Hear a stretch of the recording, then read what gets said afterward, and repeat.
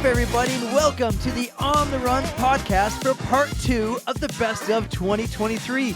But I brought Erica back. I promised her the entire month off. Erica, have you had any time off this month? None. Absolutely none. He lied. He's a big fat liar. But I do it for you guys. I'm happy to be here.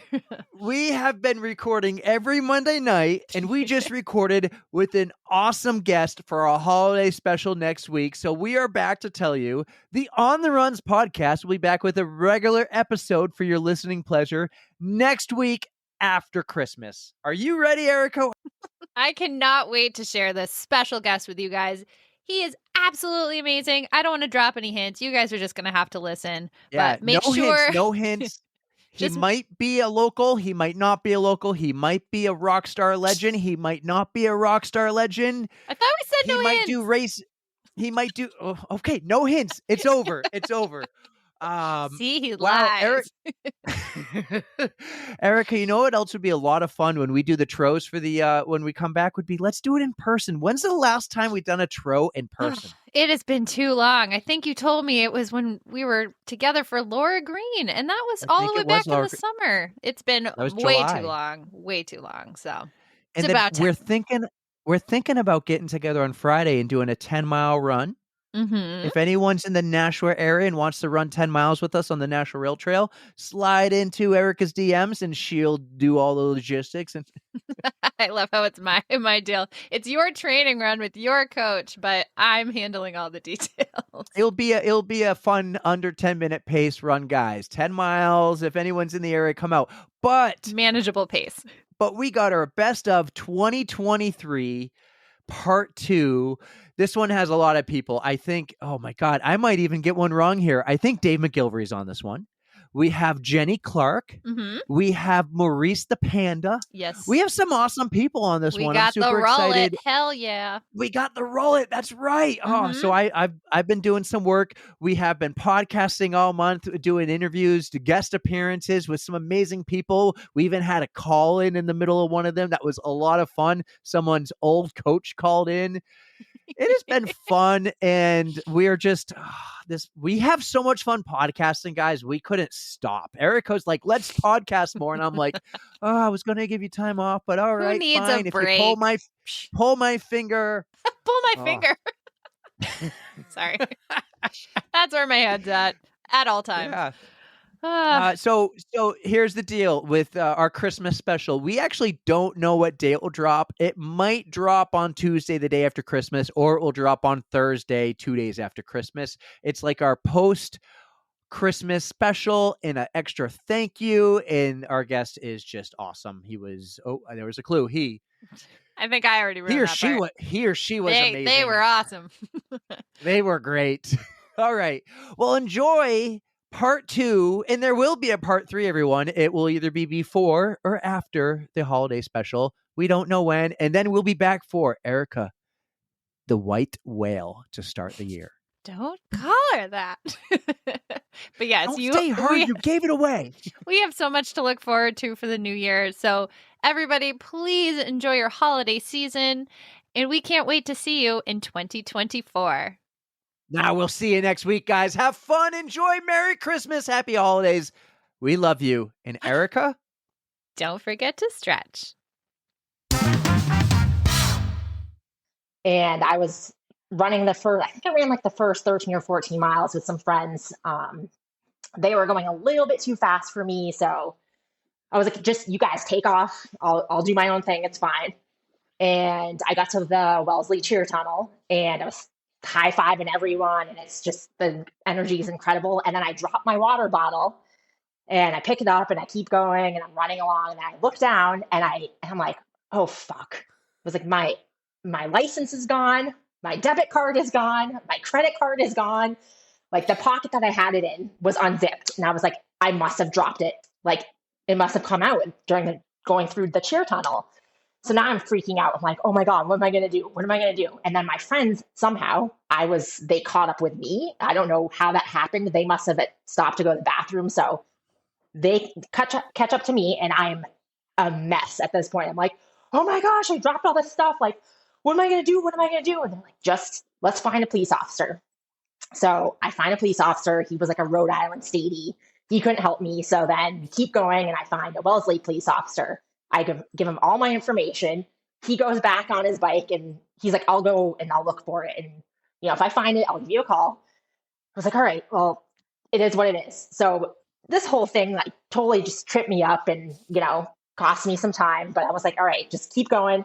And then like 3 miles later, I'm fussing around with something. And I was like, oh, wait a second. I actually moved all of that stuff to a different pocket. And I had it the whole time. So I felt like such a dipshit. Yeah. So then, it was cool. So last year when I ran, I think I wrote my name on the side of my arm and like no one could see it. But this year, Holly gave me letters to iron onto my shirt and it was huge. So like that was the coolest part, was just people are screaming your name. I was like, why did I not do this last year? So that made it so much fun. Like, I think I smiled for probably like 25 and a half miles of that run. So yeah, it was awesome. Yeah. Lindsay, tell us who you saw at, like, what was it, mile 14, I believe it was? Oh yeah, I saw Mrs. Space Cadet. No way. Saw Erin. Yeah, so I saw her twice, actually. So I saw her pretty early on, and we took a selfie with her. And then I saw her again.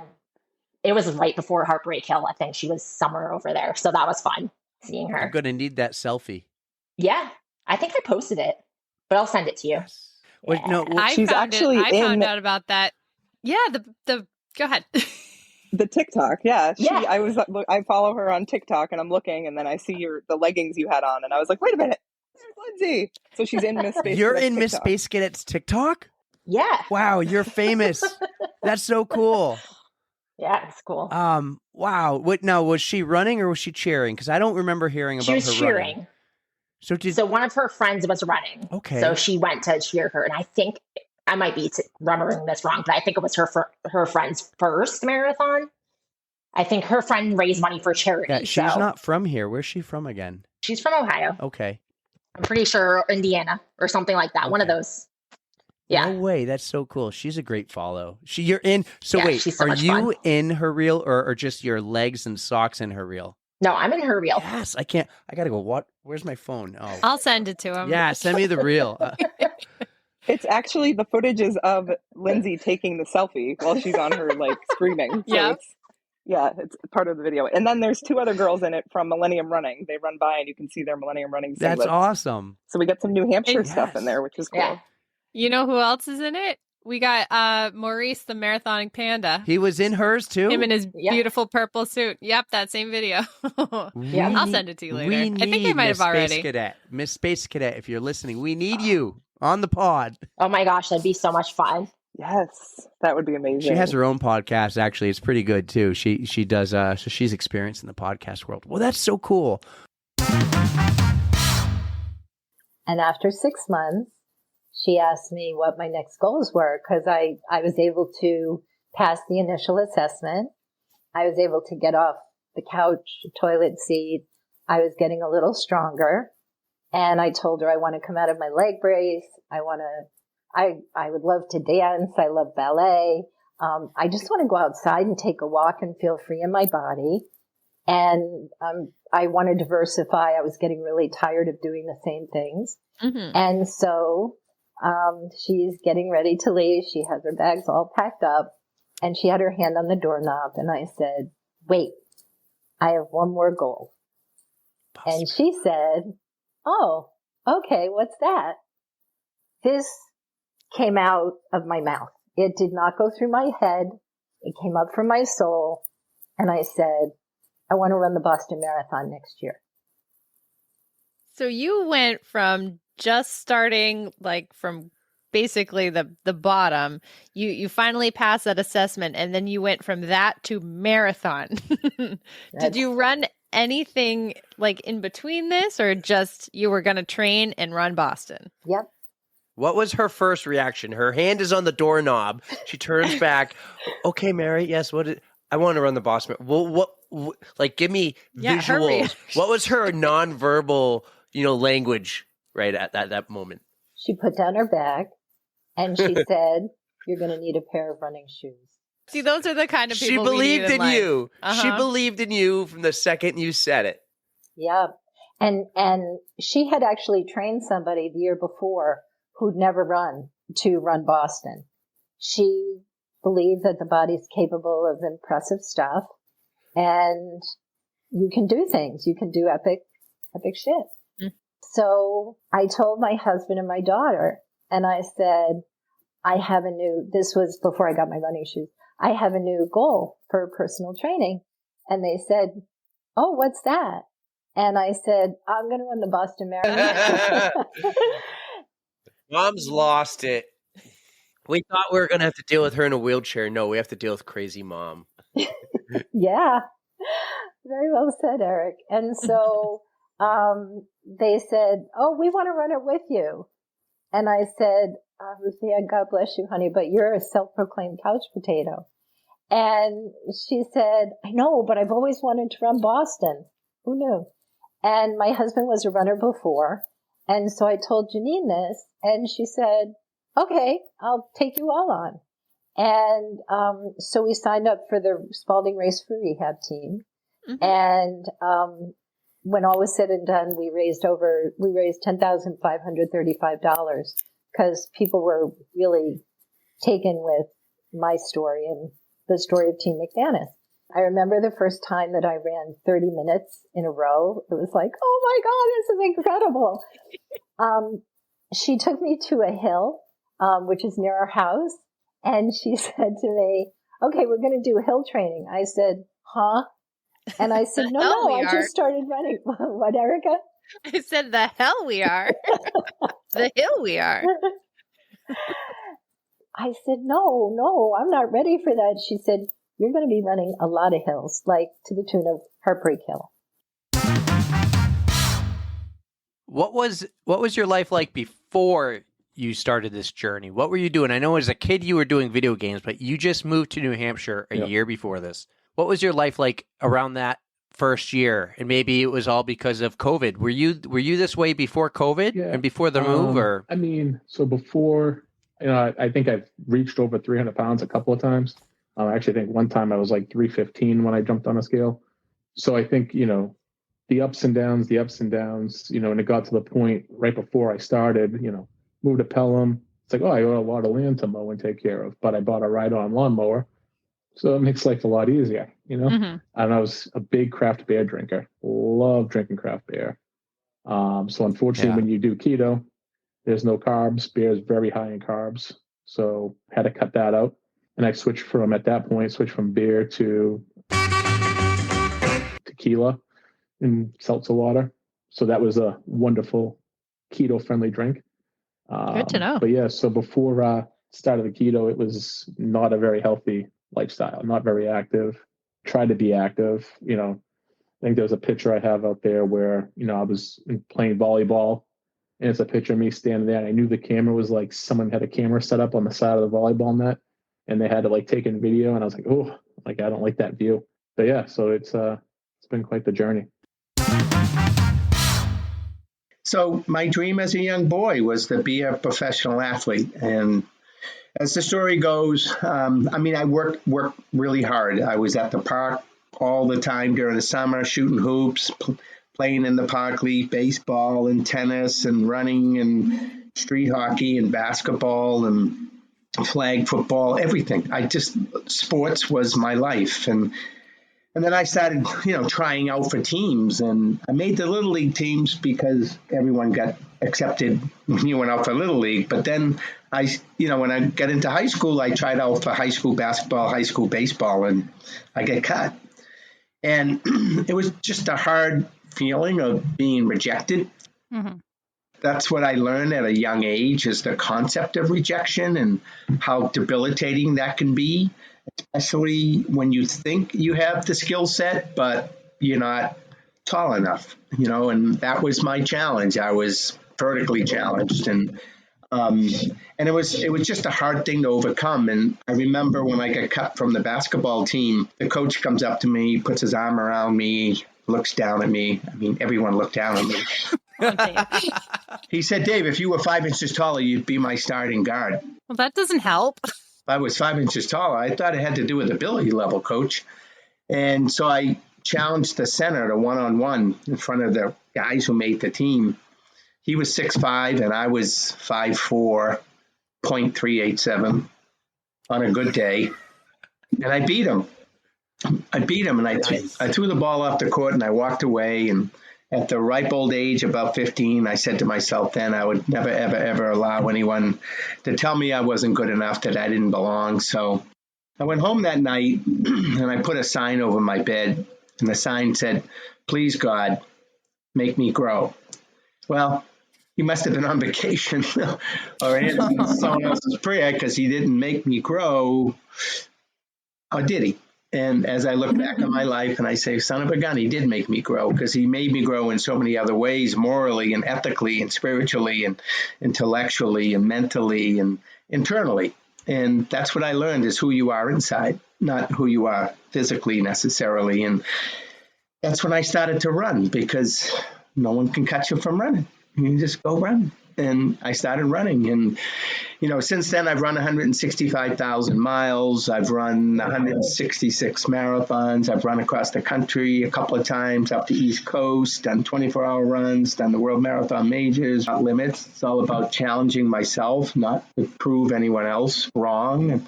These are things I do for me to make me feel good about me, because when I was growing up, like I said, I didn't feel too good about me because of being rejected the way I was. And that's basically how I started my involvement in running and my running career. What was it on your 12th birthday that got you to say, hey, I'm going to run 12 miles? And then when did you say I was going to do it again next year on my 13th?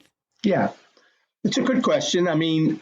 So I lived right near a pond called Spot Pond in Medford, right off of Route 93. And that morning, I just get up and ran to the pond and ran around and ran back. That was 6 miles, just to get a workout in. And then, during the day, cake and ice cream, whatever. And I just said later on in the day, I think I'll run around the pond again. And I just ran around the pond, and it just hit me.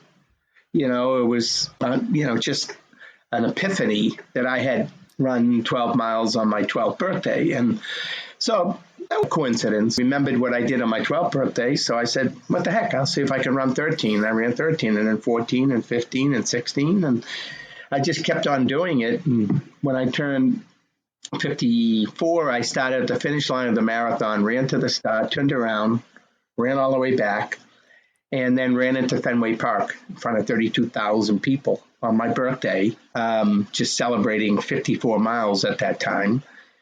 When I turned 60, I ran 60 miles. And so I just kept this personal goal of mine alive. And it's like a connection with the past. It's something that I can do for me again. A lot of people say to me all the time, what's the toughest part about running a marathon? And the toughest part is signing the application, right? Is having the guts to make the commitment. But then something else has to happen. You have to earn the right to do it. And that's what my grandfather taught me. And then you earn the right, you do the work, you toe the line, you answer the gun, you run the course, you cross the finish line, feeling good about yourself.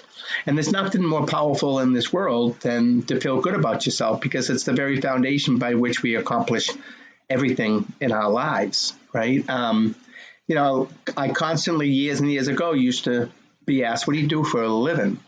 And I said, what do I do for a living? Yeah, what do you do for work? I said, I don't. They said, you don't work? I said, no. And they said, you got 5 kids. How do you support 5 kids if you don't work? I said, well, I don't consider what I do work. I love what I do so much that I don't consider it work. But I guess you could say and I used to mumble, I'm a race director. They're like, what? I said, I'm a race director. They're like, a race director? What do they do? Chalk mark in the road, yell go? I said, well, yeah, I guess so. And now when people ask me, what do I do for a living? I say, I help raise the level of self-esteem and self-confidence of tens of thousands of people in America. Because that's what we do. We give people a chance in life to set a goal, work hard, earn the right, and accomplish something, and go home feeling good about themselves.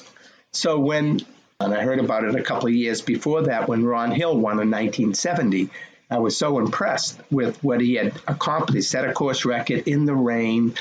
And I remember I was helping my dad in the garage fix his car or something, and we were listening to the marathon on the radio. And I turned to him.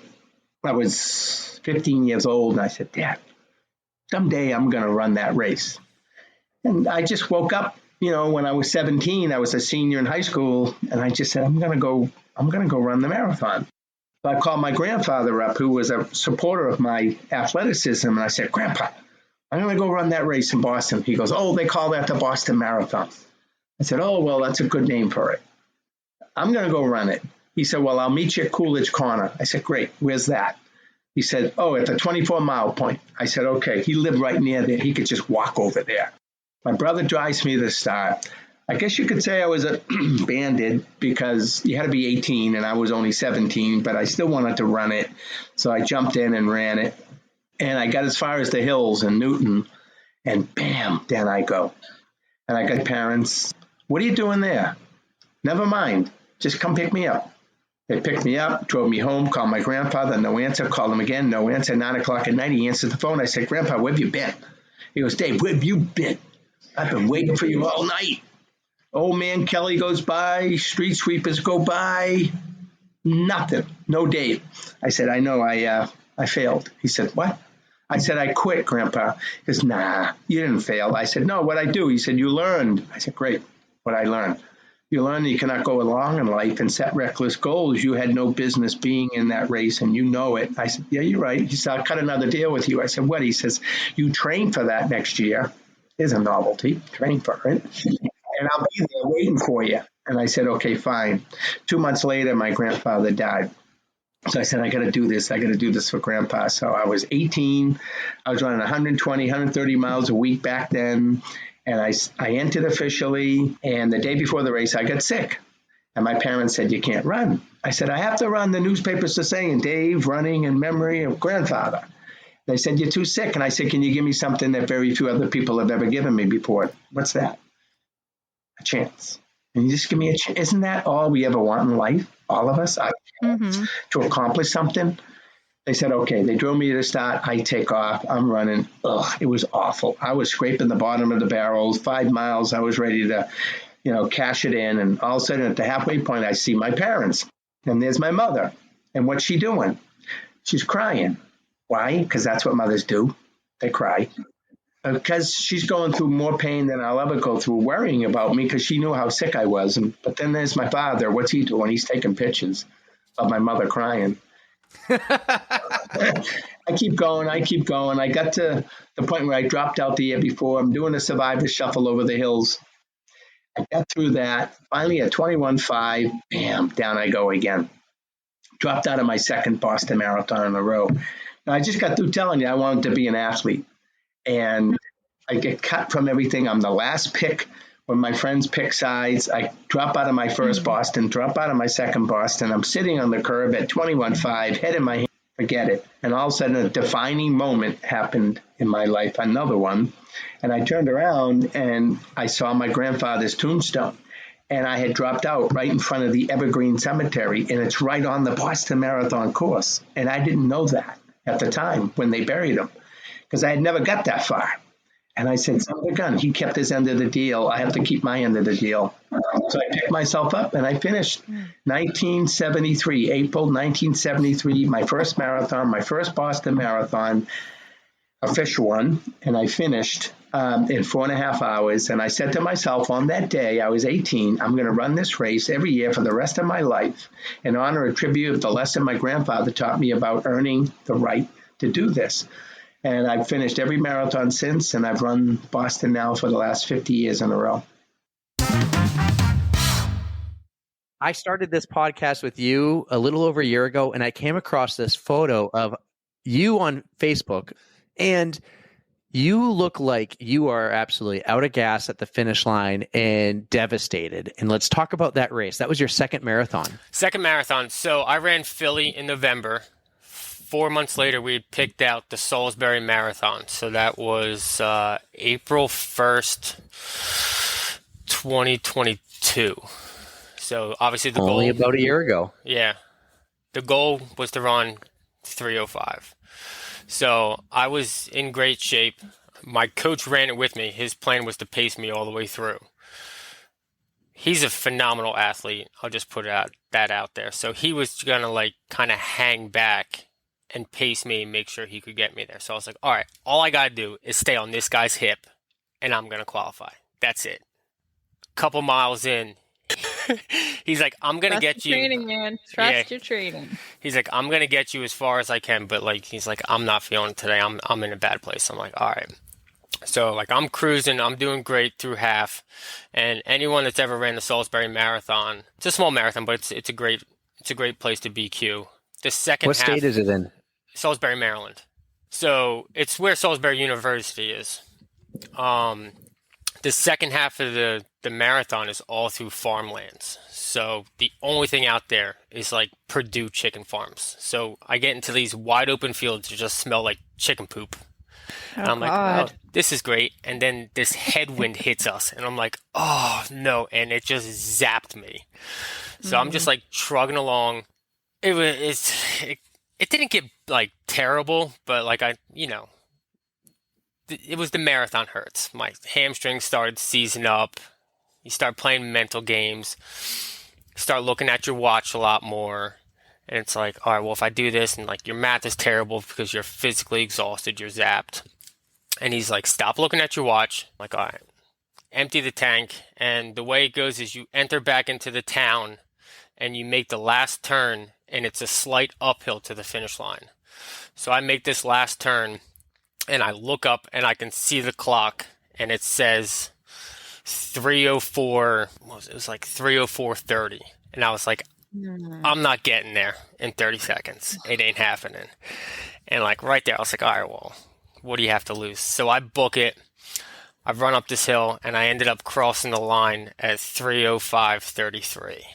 So I missed my BQ by almost 10 minutes and I start crying. I think it was over 14. Yeah. You had a 15-minute, 24-second PR.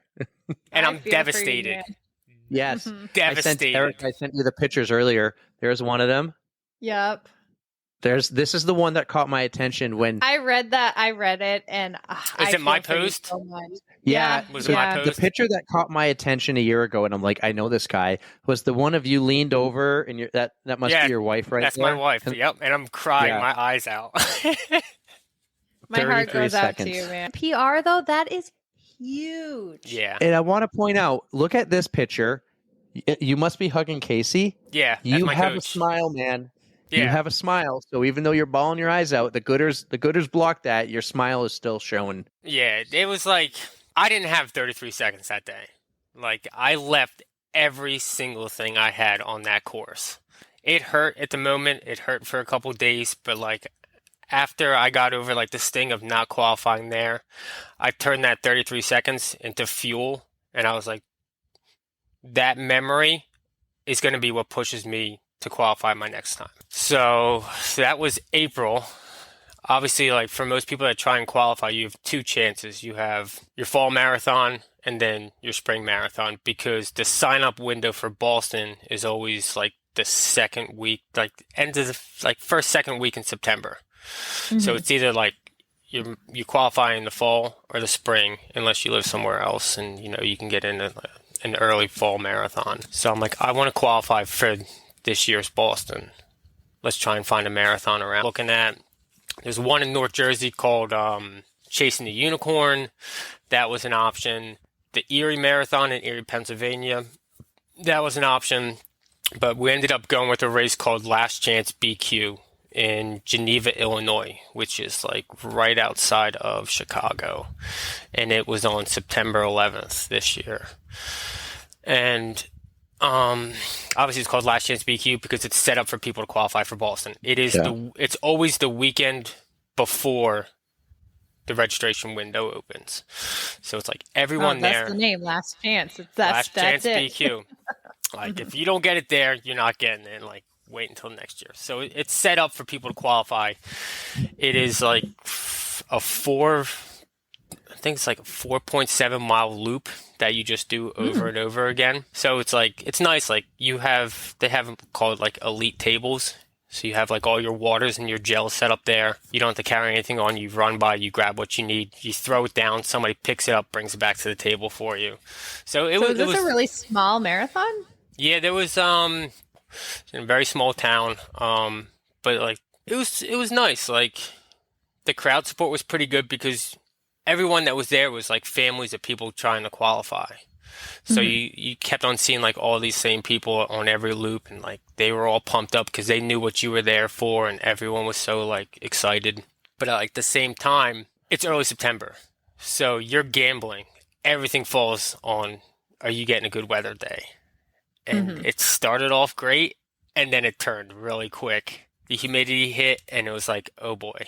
So like I was under pace halfway through, and I remember looking at my watch at 13.1, and I was like, I got this in the bag. I'm gonna run sub 3. This is great. Yep. I'm gonna do it. I'm going to Boston. It's probably the worst thing you can think running a marathon is like, yeah, I got this halfway through, because it doesn't work that way. And then like the running gods are like, oh yeah, watch this, zap your hamstrings. So, my starts season up, and I'm like, oh boy, well, only one thing to do is keep on pushing. So I keep going. I'm like, keep on like grabbing, like reaching back, throwing punches at my hamstrings. Like, come on, you stupid things. Don't do this. I ended up like, it made me walk 3 times in the next 2 laps. I run through like the finish shoot with 1 lap to go. I do quick math in my head, and I'm like, well, sub 3 is out the window. But if you can boogie on this last lap, you can still qualify. So I made it like 3/4 of the way through. Both my hamstrings seized up again. I stopped at a water table, walked up to it, grabbed like 2 cups of Gatorade, chugged it, threw a couple cups of water in my face, and just started going. I turned the last corner, and it was the same thing. I saw like 3:04:30, and I was like, nah, not this time. And I went into a full sprint, and I crossed the finish line with like 16 seconds to spare. Both my hamstrings seized out as soon as I crossed, and I had like the finish line and face planted. I was like out, like skidded across the dirt. And oh no! There's no picture of it, and I'm like really mad about it. You can recreate it. Yeah, I'll do a dramatic recreation at one point.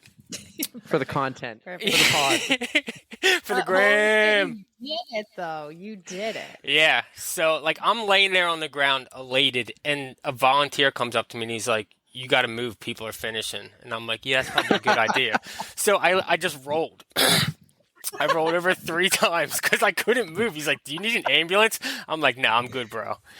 I'm good. I got to get up and, like, go ring that bell over there. It says I BQ'd. That must be the best feeling in the world. It was awesome. Like, but once again, like, my goal was sub 3, and I didn't make it, and I was devastated. I qualified. I PR'd again by like another 30-something seconds, but I didn't meet my goal. Like, that's how my brain works, is like an addict. Like, if I have a goal and I don't meet that goal, it's a failure. So like, I qualified, but I was still like kind of like bummed. I qualified for Boston. I'm like, you're a failure. Well, you had your A goal, but then you had your B goal and your C goal, which you hit. So, I mean, there's always next time, right? Yeah. Well, that's what I'm going for in 21 days is sub 3 in Boston. So. But when we recorded on that Thursday night, the special 2 episodes that week, I was like, kept having to take breaks. And at one point I left the room, I went downstairs, I refilled the water, I came up, I started to lose my voice. Yeah.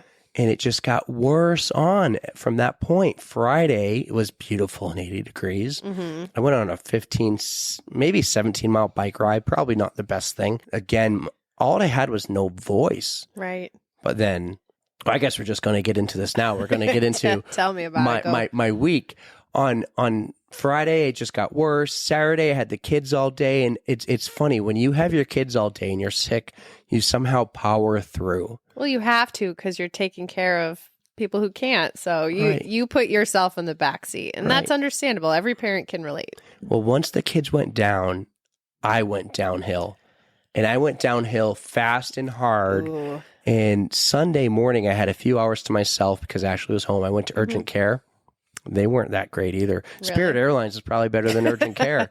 No, urgent care is the Spirit, like the Spirit Airlines of the medical world. They were super nice. Like the staff there was great. But what I'm getting at is I could have gotten more from Google. Than from them. They give you the same old, okay, well, we're going to test you for this, this, and this and see what you have. Well, I tested negative for everything they tested me for. Okay. They really thought it was strep throat. They even tested me for COVID. I had no COVID, no strep throat. They just said, you're tired, you're congested, you have mucus. All you need to do is stay hydrated and get rest. What do you think I've been trying to do? Right. Well, the rest thing, that's hard to do. The rest thing was kids, hard. Yeah. But then I told you and I told everyone who's listening, I'm not going to make it on Monday. Yeah. I'm like, there's no way this is going to happen. But I started to medicate and I started to feel a little better. And I went with you on Monday. Yes. Was that the smartest decision I made? Honestly, it probably wasn't. Was it worth it? Totally worth it. Right. I was worried for you just because you were going to have such FOMO. I was going to go down anyways because I had Jesse and Amanda who were still going to go down and we were going to make a whole day of it. And I just knew that you were going to be sad, super sad if you couldn't go. I'm so happy I did go, but that probably set me back the rest of the week. So much where I didn't go into work one day last week. Not at all? Not at all. Oh, no. I'm lucky I get to work from home a little bit. And I would work on the podcast a little here and there, try to make some reels. During the days, Tuesday, Wednesday, Thursday, I would get like nice little 90-minute naps in. Okay. It was great. But again, I got the kids at night and just I wasn't getting better. I got worse. Like it was kind of waves. And I would get like the mucus and everything. And our listeners love hearing about I know, mucus. and they love my voice. I got by the end of this, like 20 minutes we talk here for this episode, I'll have no voice again. Oh, no. But I want to tell you, I found the key to life. Okay. So, I see a chiropractor. Yes. And when I went to see my chiropractor on Friday, I actually started feeling a little better Friday. And I went and I told him everything that's going on. Yeah. And he seemed to be like really interested in my story and like, okay, tell me more. Like, are you getting headaches? Because I got the worst sinus headaches. And so I told him everything. Yes. Do I feel dizzy and all this? He starts doing all these tests on me, almost like if I was pulled over and the cop had me step out and take a Dewey test. Oh, really? Like walk in a line, balance on a foot, touch your nose with your finger, follow my finger with your eyes. I'm really interested. He's doing all these things and he seemed really interested. Okay. And then he performed a couple extra different cracks on my neck. And all of a sudden I had airway in my nose. It opened it up for you? Right. No way. And I was like, this is amazing. So I told him like all that I've been taking is a Zyrtec and ibuprofen for the headaches and Zyrtec for the allergies. And he goes, let me try this. And he tells me he has this whole sinus thing that he's working on and come in on Monday, come in 3 days next week. So I'm pretty excited for this week. I already saw him today. He did a few more cracks and he's got this whole thing, but he told me about the key to life. Okay. So for many of our listeners who may have seen the movie Super Troopers or the second Super Troopers. Oh, the second one. They all know the key to life is a penis and an asshole. Okay, wait. I was not expecting you to say that. The key to life is a penis and an asshole. Time out. Yeah, you can't. You can't. I can't what? Pretty sure you can't say that on the air. What did you think I said? Oh, I'm not repeating that. What no, the key to life is happiness in a household. Until now, because it's changed. Oh my God. I was not expecting that at all. The key to life is... Oh my God. I have. Touche. You've never seen Super Troopers? Oh, I have, but I must have blocked that out. What did you think I said? You know exactly what I thought you said. You have a dirty mind. Yeah. I'm not Canadian French. Sorry. Oh, you dirty minds. No, so the key to life, and you learned in that movie, is happiness in a household. Mm-hmm. And it's not anymore. What is it now? I am afraid to ask, honestly. The key to life is this bottle. Oh, my God. Neil Med Sinus Rinse. That looks like a nose douche. It is this, I don't know, it's an 8-ounce bottle, holds 8 ounces of water. You have to pour distilled water in there, or you can boil the water and then let it cool and then fill it up. Yes. And you pour this little salt packet in. And then you take this big... It's literally a nose douche, like... nozzle or the head of this thing, and you stick it up your nose, one nostril. Mm-hmm. You don't really stick it up. You just place it in there, and you block everything. And you squeeze it, and you got to keep your mouth open and don't hold your breath. And the water comes up one nostril and then out the other nostril. And it is the most oddly satisfying feeling you will ever experience. Kind of like happiness in your household. That is like a neti pot on like speed. Yes. Like that is like accelerated. Oh my God. And let everybody know that he sent a video of this, and I watched it. I go, nope. And I was like, I know where this is going. And that then video was like, my no. first ever time too. Oh, I believe it. I've done this at least a dozen times since. So much now where they say, you take the bottle and you squeeze it and you in one, out the other, mm-hmm. and then you do half of the bottle, then you do the second half in the other. No, not anymore. Just one nostril? I pour the bottle and I do one big squeeze to get the first half, and then I reset and I do it again at the same nostril. Then I refill the bottle. Okay. And I go up my left nostril then. So I get a full bottle up each nostril. Good God. This is the key to have a sinus cleanse. If you guys were wondering, there is no such thing as TMI between our friendship. This is the kind of shit that I get all the time from him. But at least I was not alone in this video. You were. No, Katie and Shauna were privy to this too. So, yep. So that was that was fun to watch. No joke. Ever since I started doing that on Friday, the headaches are gone. That is great news, because that is the worst feeling in the world. Not being able to breathe anyways, but just the sinus pressure on top of that. Right. Like I probably do need that. I'm going to do this every week, if not multiple times a week going forward. Really? So you can use that even when you're not sick, like to prevent. Yeah, just to clean it out. Who doesn't want a clean sinus? Go douche your nose, man. Yeah, who doesn't want like a clean slate of everything? Right. A clean anus. Like, yeah, is there an anus? Is there an anus cleanse? It's an enema, isn't that? How do I clean my colon? Yeah, you need an enema, dude. Well, not that you need one, but that's what you're looking for. Oh, good Lord. Yep. Brandon's home. Oh, hey, Brandon. Well, he's going to come in the house, but oh, boy. So we just did that. Yep. We just did that. So Neil Med, that's the name of this company. If you want to sponsor this podcast, fine by me. Oh, God, he's going to love that. Just so I don't say it, the next note I had under, did you ever think you're never going to do this again? My question was...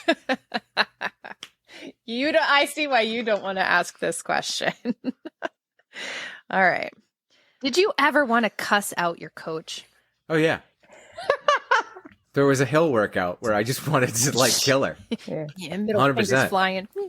There was, she had me doing, what was it? 640 uphill for a quarter mile. Well, that's why you're such a strong runner. 640 uphill for a quarter mile. Thanks to your coach. And then back down and then back up. And then I had to do that 6 times. And so the first one was okay. It's fine. The second one is all right. Then the third one, I was like, this is not fun. And the fourth one, I was like, I hate her right now. The fifth and sixth one, I was like, this is stupid. I'm not doing this again. And I don't like her. Keep it up. Keep it up. Remember, I told you in the comments, your next workout is gonna suck if you keep it up.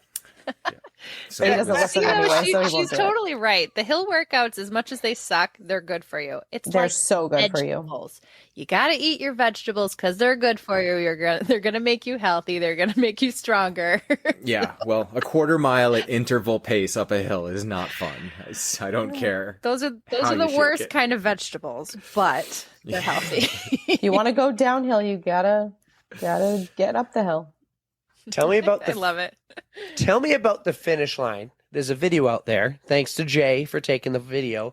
Well, we don't actually see you cross the finish line, but it looks like when you come into the frame, you already have a medal in your hand. Yep. And you see Nicole, and she's like waving, no. Yep. You hand the medal off to somebody else. You do a little ballerina 360.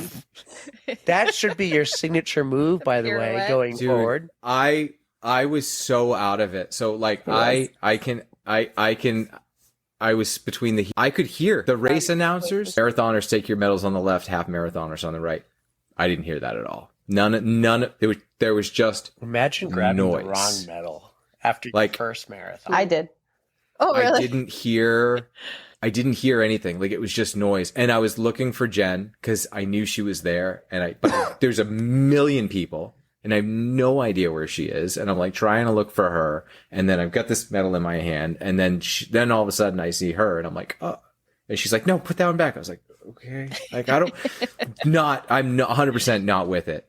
And then, so like I did that little ballerina twirl thing. And then like gave her a quick hug, and then I was like immediately trying to find Jen still. Yeah. I'm like, where's Jen? And then like I got over to her and I just like lost it. I was just like, I just lost it.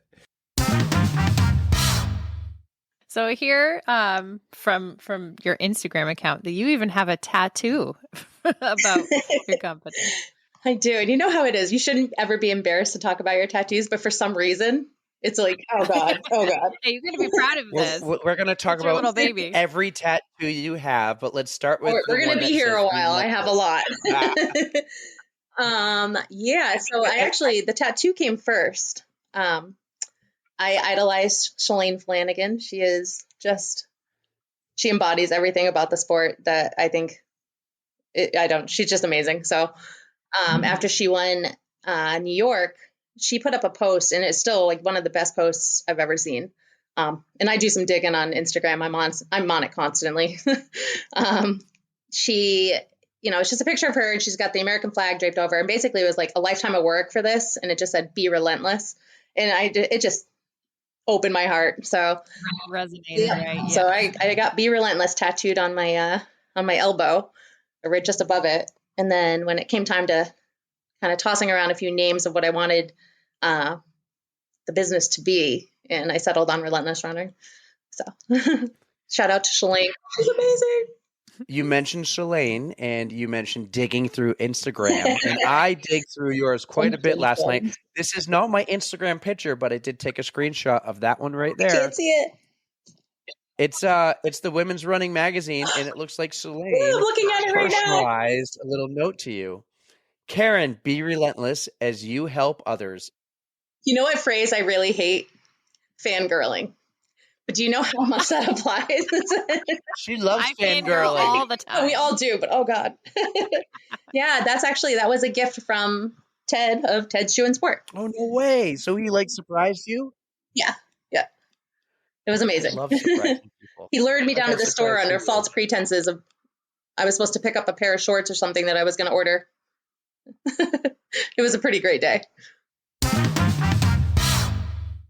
I want to talk about one of the things in this past year that you've had to deal with, or that you've actually, you made the choice to do this, is you have a friend named Sarah, and you decided to step up and really support your friend Sarah. Can you tell us a little bit about her? Yeah. So first of all, I apologize for being so serious on this pod because that's not typically how I am. I've just been in a very serious phase of my life with a lot of tragedies happening in the last couple of years. And last year, for 3 months of the year, starting in July, I was going through quite a bit of testing because it was suspected that I had breast cancer. And I went through 4 biopsies, one of which was badly botched. So I was diagnosed with a precancerous condition. I have a very high risk in my family. And so I was given basically 3 options: to have a prophylactic mastectomy, go on tamoxifen for 5 years, or do nothing and kind of monitor.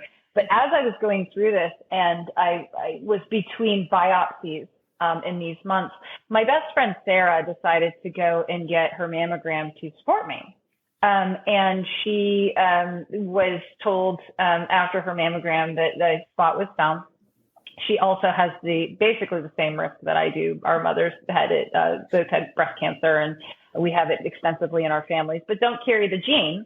So she and I found out on the same day that we needed biopsies, and we got our biopsies on the same day. And within about a week, she was diagnosed with breast cancer, invasive breast cancer. Oh my goodness. And it was, my whole world stopped. So at this time, I was unfortunately coming in any way. Like, everything in my life was falling apart. I didn't know if I had cancer. My best friend had cancer. And we were just trying to figure out how to breathe. And everything was a blindside. And then I turned 45, and it was like, what next? And so Sarah was such a blessing in my life, because she is, I have to say, she's got the aloha spirit. She is Hawaiian. She's from Hawaii. And she has the best attitude. She has an attitude of, that's a tomorrow problem. We're going to, we're not going to worry too much about it today. And so when she was diagnosed, she already knew what she was going to do. So she chose to have a bilateral mastectomy without reconstruction. Her mother had several surgeries and complications for her reconstruction, and she knew she didn't want to go through with that. Right. And she wanted to just say, let's be through with this. Let's move on. And so she and I made a decision that, we would be together when she had her mastectomy. And she had a support squad, and she made me a dumb sweatshirt that I wore with her to her appointments.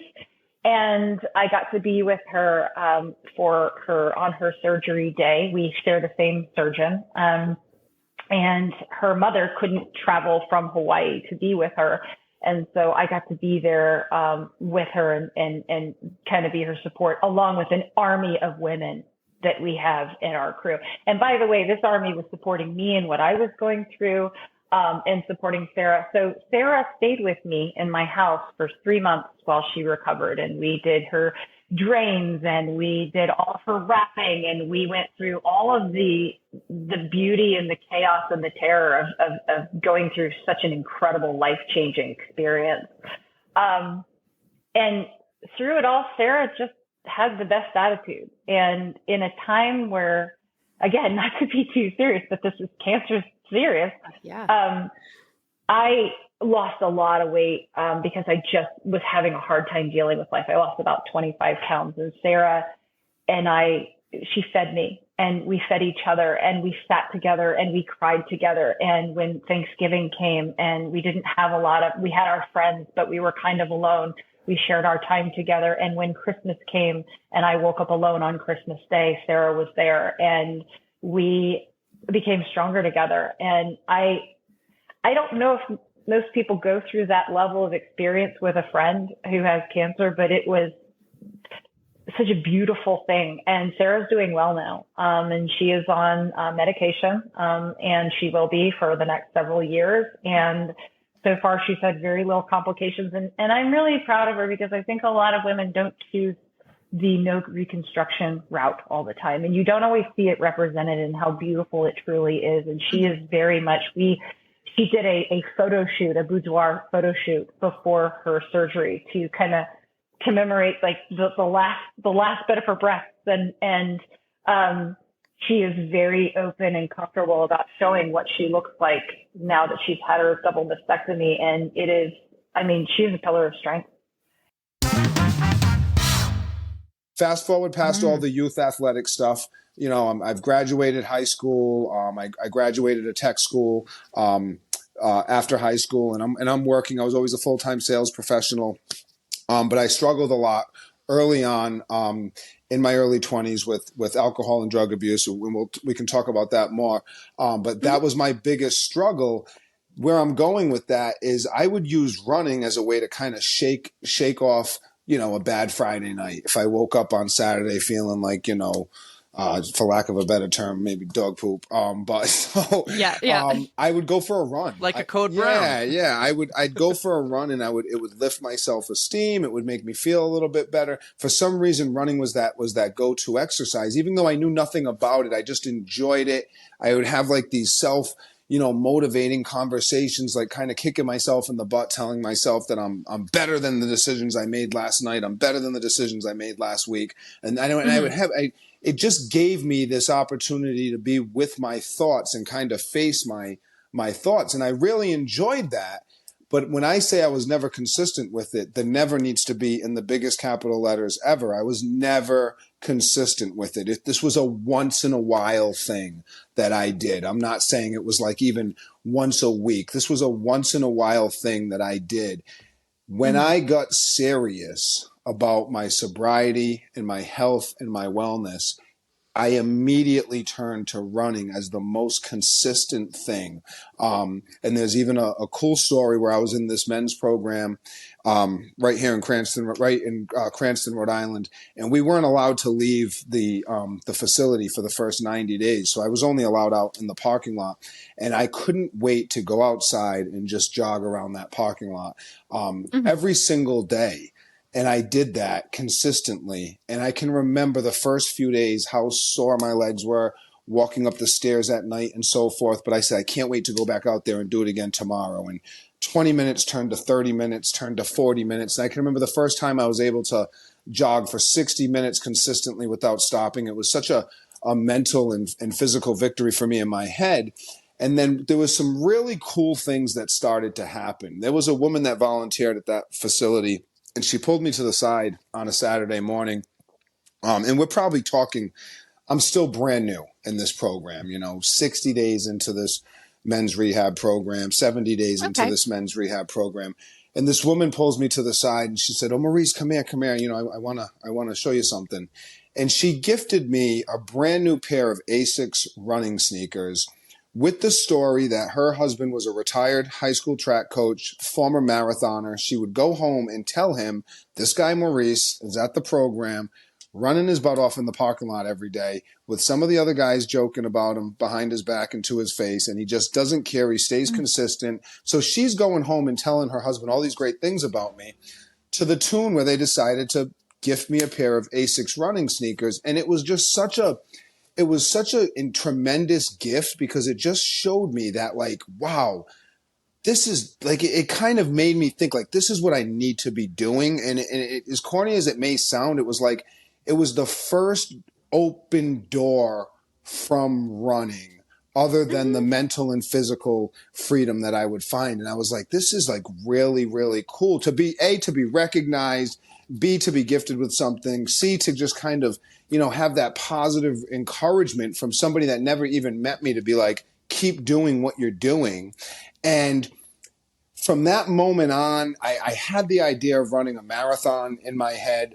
I didn't know anything about the distance, about the history, about the sport, about the community, about qualifications. I mean, I didn't even know what an 800 meter was. I didn't know about track and field events. Once again, I knew that there was track and field. I knew it existed. I had, a buddy that ran it in high school, but it was just so far away from my radar. I was just very naive to it. And even as a young adult, seeing track and stuff on the Olympics on television and stuff, it wasn't something that I grasped. And I'm so grateful for my growth over the next 7, 8, 9, 10, 11, 12, 13 years, growth in knowledge, growth in maturity. So that's a little backstory before I get too far off track. And then, so to just finish off on that, when I started getting serious about the running and stayed super consistent with it, I can remember the first time I ran for 2 hours. It was always about like how far I could go. I had a couple of, major slip ups in life, but running was always my go-to thing. And I signed up for my very first half marathon. And it's a really cool story because I was literally, a week released from prison. The race was local. And I show up at this race. I think I bought a pair of Brooks running sneakers, like on the clearance rack at a local Marshall's, having no idea what I was doing. Show up at this half marathon. I run the thing. A woman at the end was like, "Do you know how to look up your time on the computer? You just put in your bib number. Yeah. You can see your time." So she showed me, and she immediately said, "Dude, you did awesome. High five." And she gives me this high five, and I was like, where has this been my entire life? Once again, don't get me wrong. I played the youth sports. I did the youth stuff. I know what teamwork is. I know what camaraderie is. But it was this missing piece because I had struggled so long doing so many negative things with my time, with my body, with all that stuff. So to find something so positive, it was like an immediate, where has this been my whole life? I want more of this. And I was like, thank you. She's like, you rocked it. Awesome time. And I didn't even know what, you know what I mean? It was just, everything was so brand new to me. I was like, when can I do this again?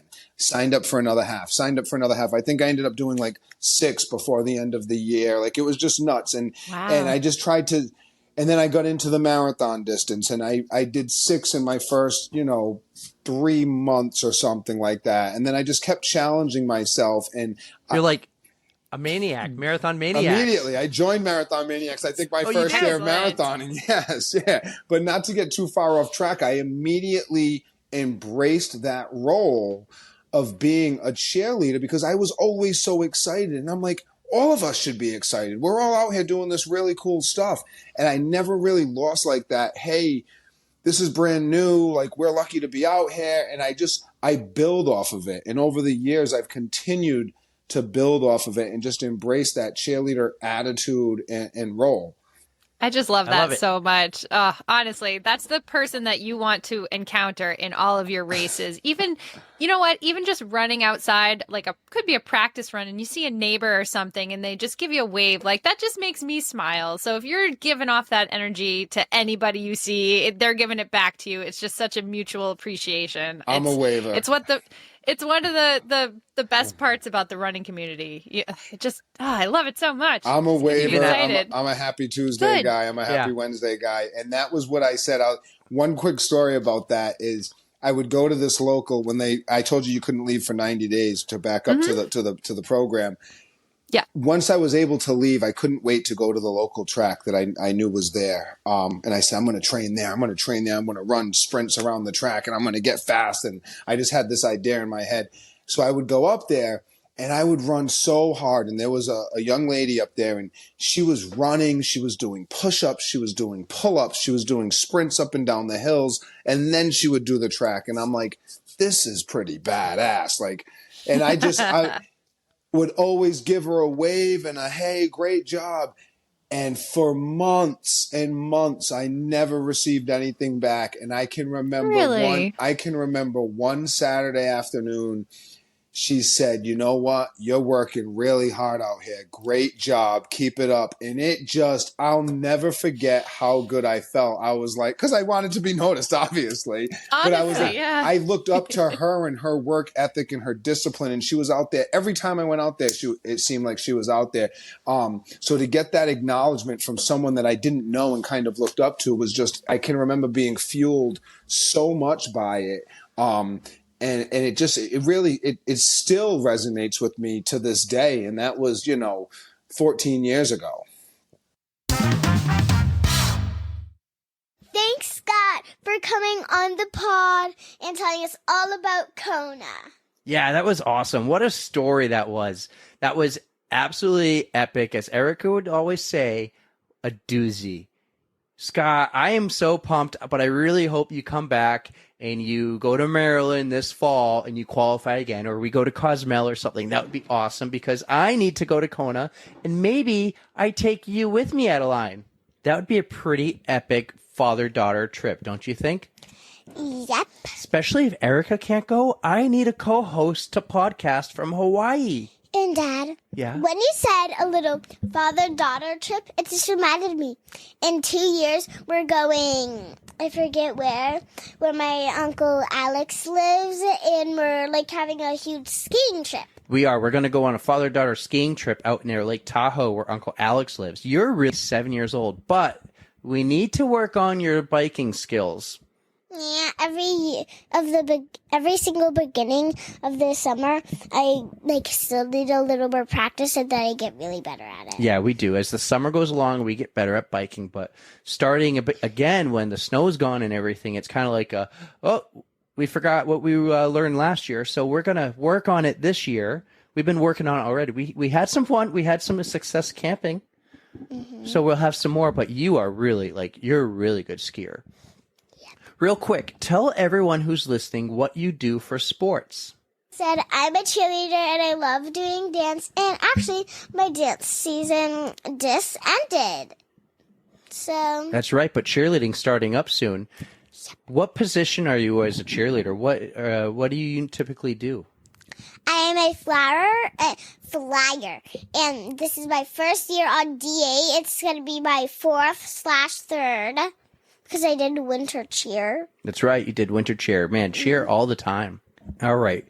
I need to do my thing and say, guys, thank you for listening. Don't forget to follow us on Instagram and YouTube. But you need to say a couple very special words because my co-host Erica isn't here to say them. Do you know what those words are? Yeah. Let's hear it. Thanks for listening. And don't forget to stretch. Bye.